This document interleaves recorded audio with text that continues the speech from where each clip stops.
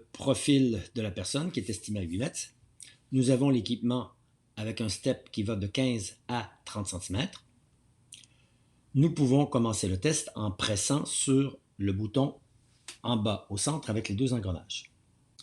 Nous allons voir les fréquences cardiaques lors du test. Ne vous en faites pas, comme c'est un faux test, les fréquences cardiaques devraient rester à l'entour de 50, peut-être même en bas de 50 battements par minute. Donc, si vous voulez faire entendre la cadence à votre client, nous pouvons presser sur le petit bouton, le petit icône en bas à gauche. Nous arrêtons. Régler le test step à 15 cm, c'est important. Si c'est une personne qui est estimée à un niveau plus élevé, ça va être plus élevé. Si c'est une personne qui est estimée à un niveau très bas, il est possible qu'on dise de faire le test sur step à 0 cm. Pour commencer le test, nous pressons sur le bouton du centre en bas avec le gros triangle bleu. 10 secondes avant le début du test, il y a un compte à rebours. Et au moment du début du test, il y aura un coup de sifflet. Le test est commencé, votre client doit monter et descendre à la cadence demandée. Nous voyons la fréquence cardiaque affichée.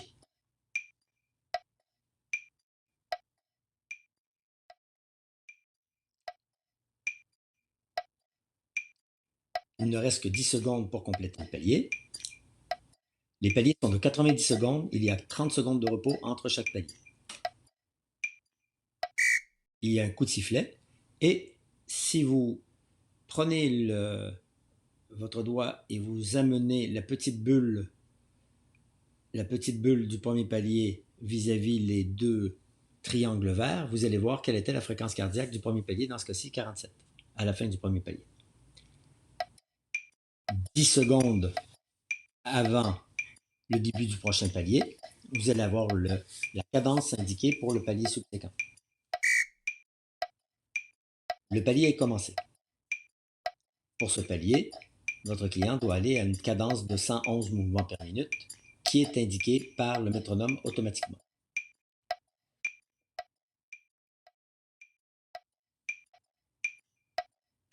Il ne reste que 10 secondes au palier. Vous regardez si votre client va toujours bien. Normalement, les deux premiers paliers sont des paliers d'échauffement. Il ne devrait pas y avoir de problème si l'estimation était bien faite. Nous pouvons voir la fréquence cardiaque du deuxième palier, 46. Comme je vous l'ai dit, je suis au repos, c'est normal que les fréquences cardiaques sont basses.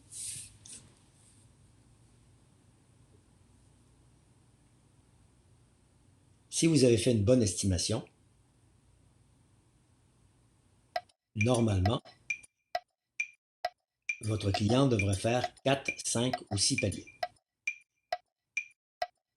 Début du troisième palier à 134 mouvements par minute.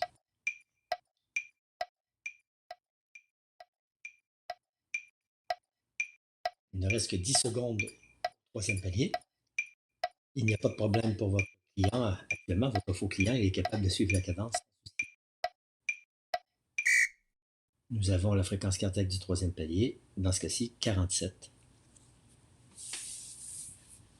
Nous allons entamer le quatrième palier qui est à 144 mouvements par minute. Normalement, si l'estimation est bien faite, ça commence à être un peu plus difficile pour votre client.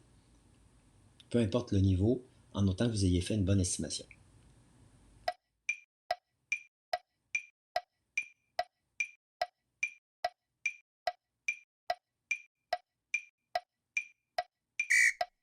Début du quatrième palier à 145 mouvements par minute. Une chose est importante à mentionner, lors d'un test sur step, il faut mettre au moins la moitié du pied sur le step. Pas le bout du pied, au moins la moitié du pied.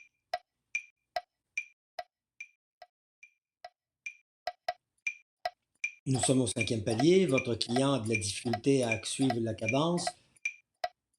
Nous allons arrêter le test en pressant sur le bouton en bas, carré. On nous demande de confirmer l'arrêt du test. On confirme en pesant arrêter. Votre client a complété le quatrième palier à 145 mouvements par minute. Il a réalisé 1 minute 4 secondes dans le palier 5. Il n'a peut-être pas fait un effort maximal. Vous voyez ici que s'il avait fait un effort maximal, c'est-à-dire une cote 10, il n'aurait pas été capable de continuer, c'est-à-dire qu'il aurait continué 0 secondes à cette cadence. Dans ce cas-ci, il était capable de continuer légèrement, on lui pose la question, il nous a dit qu'il était capable de continuer 30 secondes, ce qui correspond à une échelle de 7,5 sur 10, ça peut être l'équivalent d'une échelle de Borg. Pour avoir le résultat, qui va être ajusté en fonction du moment où la personne s'est arrêtée, de la cadence où est-ce qu'elle s'est arrêtée, du temps qu'elle a fait, de la hauteur du step et également de la cote d'effort. Nous pressons sur le bouton en bas au centre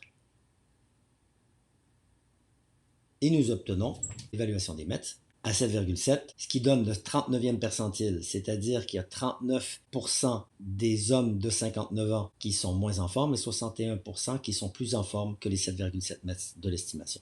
En ce qui concerne les mètres santé, ils sont de 9,3 mètres, en sachant qu'il faudrait avoir au moins 8 mètres jusqu'à 75-79 ans pour un homme. Il faut avoir un peu d'avance lorsqu'on a 59 ans.